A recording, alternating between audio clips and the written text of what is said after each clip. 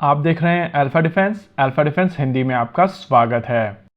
इस समय पूरे पाकिस्तान में भारत के रफाल फाइटर जेट्स को लेकर एक घबराहट है और इस घबराहट को दूर करने के लिए पाकिस्तान के डिफेंस मिनिस्टर की तरफ से एक कहानी बनाई गई है, जिसके बारे में हम लोग इस वीडियो के दौरान बात करेंगे।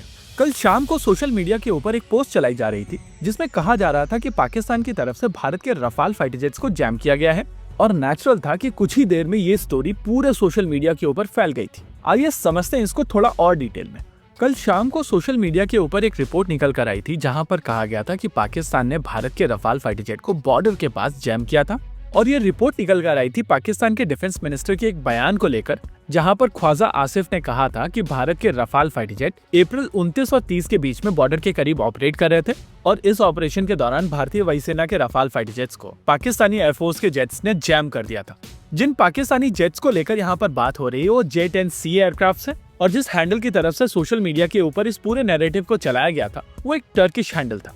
हालांकि बाद में इस न्यूज को दूसरी वेबसाइट्स ने भी पिकअप किया था और भारत में भी टाइम्स नाउ की तरफ से इसको लेकर एक रिपोर्ट की गई थी। ये चीज नेचुरल है कि अगर पाकिस्तान के डिफेंस मिनिस्टर की तरफ से कोई स्टेटमेंट दिया जाएगा तो उसको लेकर मीडिया रिपोर्ट्स तो आएंगी, लेकिन स्पेसिफिकली पाकिस्तान के डिफेंस मिनिस्टर की तरफ से यहाँ पर रफाल को टारगेट इस वजह से किया गया है क्योंकि रफाल फाइटर जेट इस समय भारतीय वायुसेना का सबसे केपेबल एयरक्राफ्ट है और पाकिस्तान के पास में इस एयरक्राफ्ट को रिप्लाई करने के लिए कोई भी ऑप्शन मौजूद नहीं है। पास में भारत और पाकिस्तान के बीच में जितने भी कॉन्फ्लिक्ट्स रहे हैं वहाँ पर कंपैरेटिवली पाकिस्तानी फोर्सेस के पास में सुपीरियर वेपन सिस्टम्स रहे हैं और उसके बाद भी वो लगातार पीटे गए। ऐसे में इस बार भारत के पास में टेक्नोलॉजिकली केपेबल सिस्टम्स भी हैं और हर एस्पेक्ट में भारत पाकिस्तान से काफी आगे है। यही कारण है कि इस समय पाकिस्तानी एस्टैब्लिशमेंट के बीच में बहुत ज्यादा एंजाइटी मौजूद है और इस एंजाइटी को दूर करने के लिए लगातार वो अजीब अजीब बयान दे रहे हैं। चीजों को बेहतर समझने के लिए आइए समझ लेते हैं भारतीय वायुसेना के रफाल फाइटर जेट्स को। इस समय भारतीय वायुसेना के पास में रफाल फाइटर जेट्स की 2 स्क्वाड्रन्स मौजूद हैं और इन स्क्वाड्रन्स में इन टोटल 36 एयरक्राफ्ट हैं।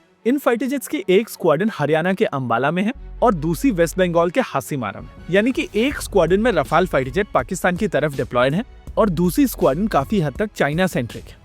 रफाल फाइटर जेट की अगर रेडार की आप बात करेंगे तो इसमें RBE-2AA रेडार का प्रयोग किया जाता है, जो कि एक एक्टिव इलेक्ट्रॉनिकली स्कैन्ड अरे रेडार है, यानी कि एसा रेडार। आमतौर पर एसा रेडार काफी केपेबल रेडार्स होते हैं।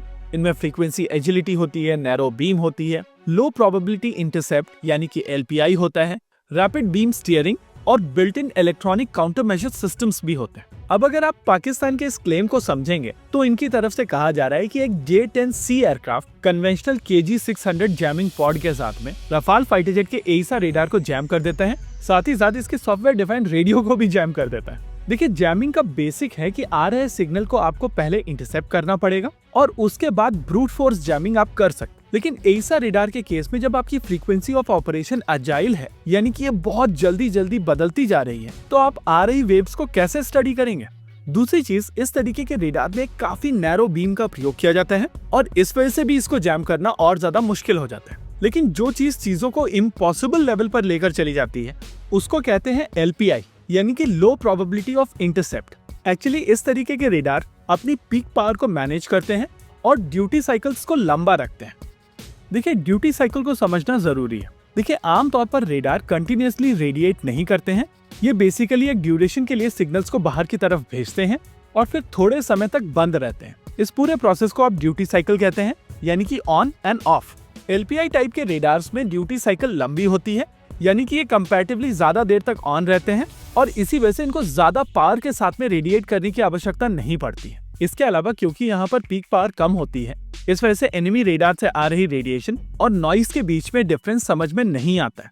इसके अलावा अगले 2 कॉन्सेप्ट हैं रैपिड बीम स्टीयरिंग, यानी कि बीम लगातार स्टीयर करती रहती है, और सबसे इंपॉर्टेंट चीज, इन रेडार्स के पास में अपने खुद के इलेक्ट्रॉनिक काउंटर मेजर सिस्टम्स मौजूद होते हैं, यानी कि रेडार खुद ही वो ऑपरेशंस कर सकता है। वैसे ख्वाजा आसिफ को सुनने के बाद में जेम्स क्लार्क मैक्सवेल जहां पर भी होंगे उनको बड़ी तकलीफ पहुंची होगी, क्योंकि RF के सभी प्रिंसिपल्स को यहाँ पर साइड में रख के ख्वाजा आसिफ ने डोमेस्टिक कंजम्पशन के लिए ये प्रोपेगेंडा चलाया था और ये सब सुनने के बाद में आइंस्टाइन जहां पर भी होंगे उनको और ज्यादा तकलीफ हुई होगी, क्योंकि यहाँ पर फिजिक्स का मर्डर किया गया है।